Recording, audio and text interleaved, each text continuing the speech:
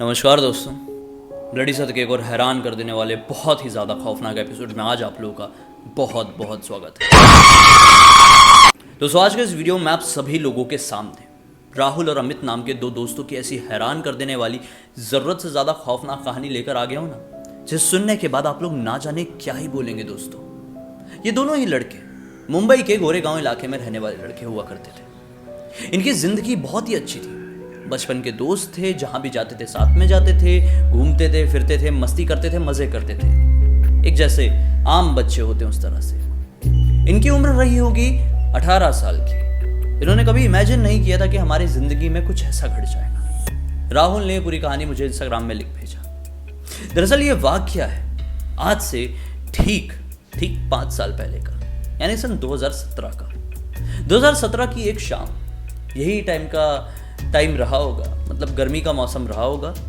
ये लोग जाते हैं अपने एक सीनियर, उनका जो स्कूल सीनियर था, उसकी शादी में। उसकी शादी बहुत ही धूमधाम से निपटती है। ये शादी मीरा रोड के इलाके में थी।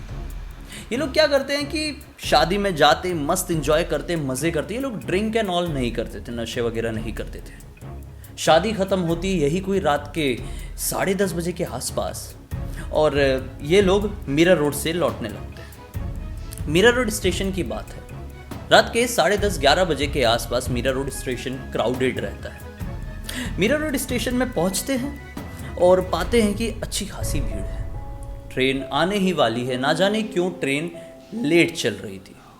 लेट होने की वजह से इन लोगों ने क्या बोले कि थोड़ी देर बैठते हैं इसी प्लेटफॉर्म में, दूसरे प्लेटफॉर्म में जाके क्या करेंगे, बिना मतलब के चलना होगा, बहुत ज़्यादा थक गए हैं। ये लोग उसी प्लेटफॉर्म में बैठे बैठे ट्रेन का इंतज़ार करने लगते हैं।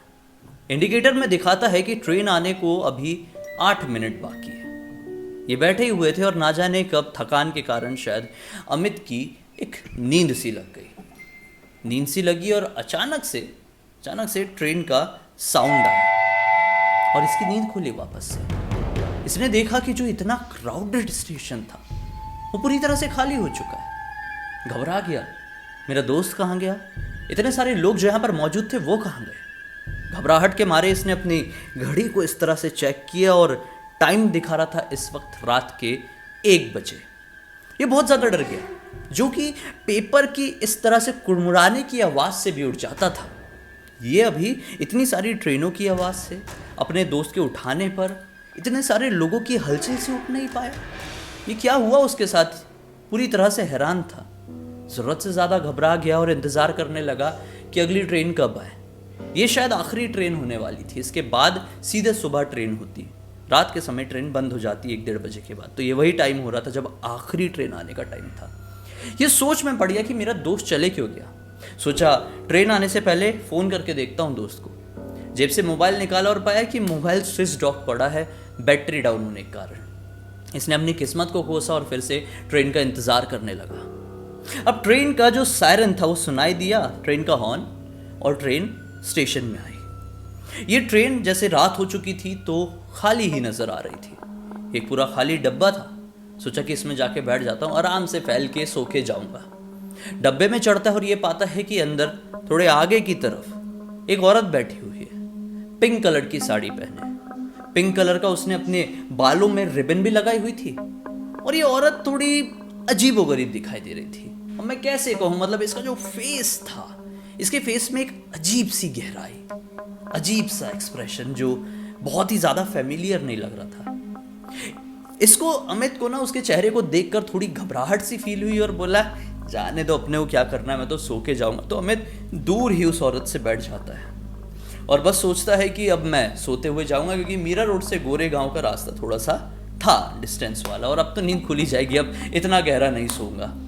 अपना सिर टिकाता है और सोने लगता है। मतलब जैसे समझ लो ये विंडो है, समझ लो, आप इमेजिन करते जाओ, ये विंडो है और यहाँ पर उसने ऐसा सिर टिकाया, यहाँ पे मतलब जो बैठने का सिर, टिकने का जो होता है ना, वहाँ पे सिर टिका लिया और सोने लगा। अचानक से उसे सपने में दिखाई दिया कि वो औरत उसके पास उठकर अपनी सीट से आई है और उसके तरफ एक तस्वीर, एक फोटो बढ़ाई है। फोटो बहुत ही ज्यादा डरावनी थी। उस फोटो में एक चेहरा, एक लड़का दिखाई दे रहा था जिसका हुलिया पूरी तरह से बिगड़ा हुआ था। सर कुचला हुआ था, जितना भी मुंह बचा हुआ था उससे अतड़ियां बाहर आई हुई थी। दिमाग मानो किसी ने पूरी तरह से मैश कर दिया था, खून से पूरी तरह से लथपथ था। वो ध्यान से फोटो को देखता है तो ये समझ में आता है कि वो फोटो किसी और की नहीं, उसकी खुद की है।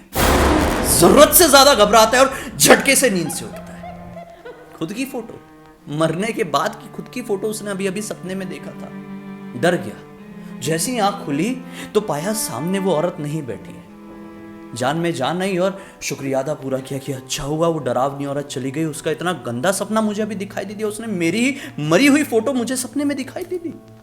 अब शुक्र करके वो उसने सोचा कि जो मेरा जो बैग है उसने ऊपर जो होता है ना एक ऐसा रखने का रैक जैसा वहां पे रखा हुआ था। सोचा बैग से अपना आईपैड निकालूंगा, उसमें थोड़े गाने सुनूंगा तो ये जो डर मन में बैठ गया वो निकल जाएगा।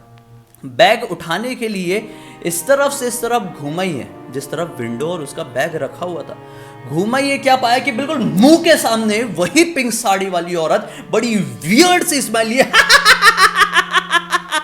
हंस रही है। और वो औरत का आधा हिस्सा मतलब पैरों वाला हिस्सा है ही नहीं, और जो उसका जितना भी हिस्सा दिखाई दे रहा है वो खिड़की में अटका हुआ है। और मानो कि वो इतना बड़ा मुंह फाड़ी कि इसको खा ही जाएगी।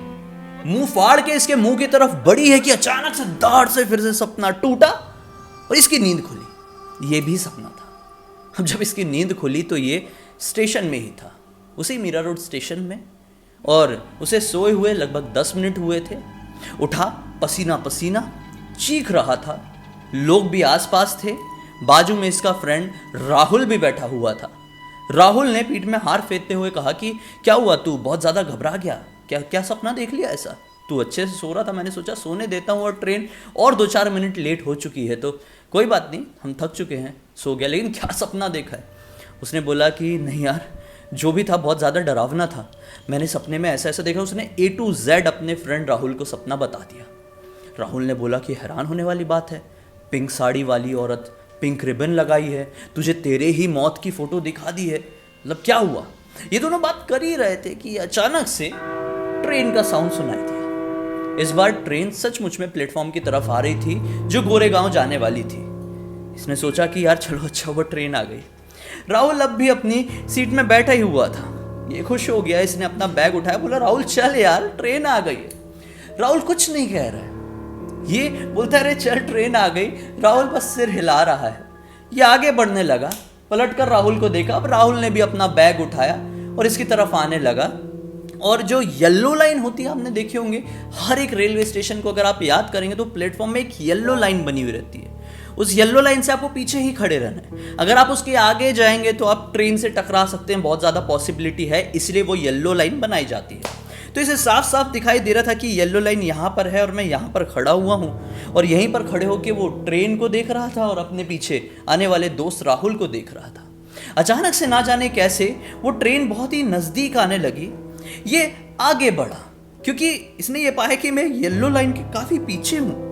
भीड़ अचानक से आएगी और मुंबई की भीड़ तेजी में चढ़ती है तो मैं चढ़ नहीं पाऊंगा। मैं येलो लाइन से काफ़ी पीछे आ गया हूँ, शायद मैं दोस्त को देखते देखते पीछे आ गया। वो हंसा, स्माइल किया, थोड़ी और आगे बढ़ा और अचानक से उसे पीछे से चिल्लाने की आवाज़ आई कि तू आगे क्यों बढ़ रहा है? अरे रुक जा, पागल हो चुका है क्या? इसको समझ में नहीं आया कि लोग मुझे पीछे से रोक क्यों रहे हैं।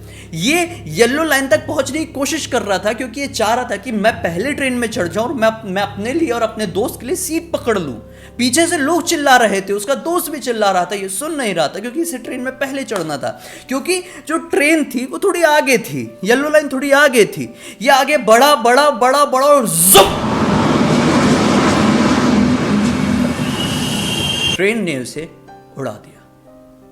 यानी कि जो येलो लाइन उसे उसके बहुत आगे दिखाई दे रही थी, दूर दिखाई दे रही थी, वो एक्चुअल में पीछे छूट चुकी थी। वो येलो लाइन को क्रॉस करके आगे बढ़ गया था। लोगों को सच्चाई दिखाई दे रही थी।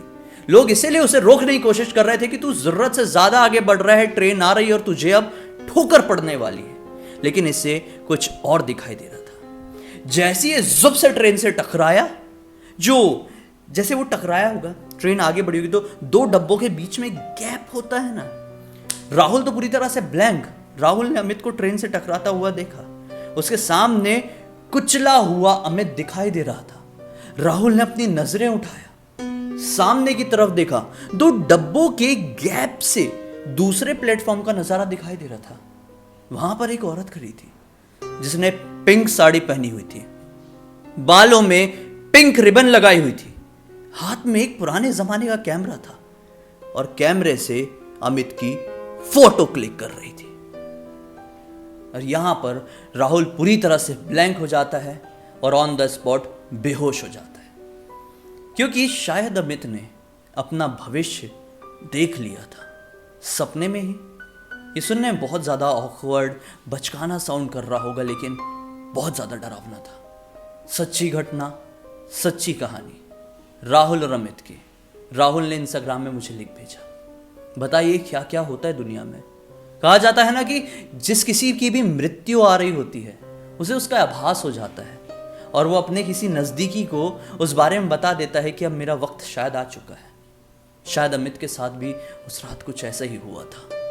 ये जो कोई भी मंजर था, जिस वाकया को 5 साल बीत चुके हैं, राहुल आज तक इसे नहीं भुला पाया है। खैर, ये कहानी कैसी लगी कमेंट सेक्शन में ज़रूर बताइए। अब तक देखे हैं तो थोड़ा प्यार भी दिखाइए, वीडियो को लाइक कर दीजिए और अपने दोस्तों परिवार वालों के साथ ज़रूर शेयर करना ताकि सभी लोगों का मनोरंजन हो। दोस्तों, इसी तरह के हैरान कर देने वाले खौफनाक वीडियोस में लेके आते रहता हूं, इसलिए मुझे पहली बार देख रहे हैं तो चैनल को सब्सक्राइब करके बेल आइकन दबा के ऑल के ऑप्शन में क्लिक करना।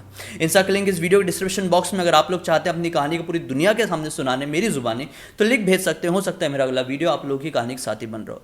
चलिए कल फिर से मिलते हैं, तब तक के लिए बहुत बहुत धन्यवाद। आप लोगों का दिन शुभ हो।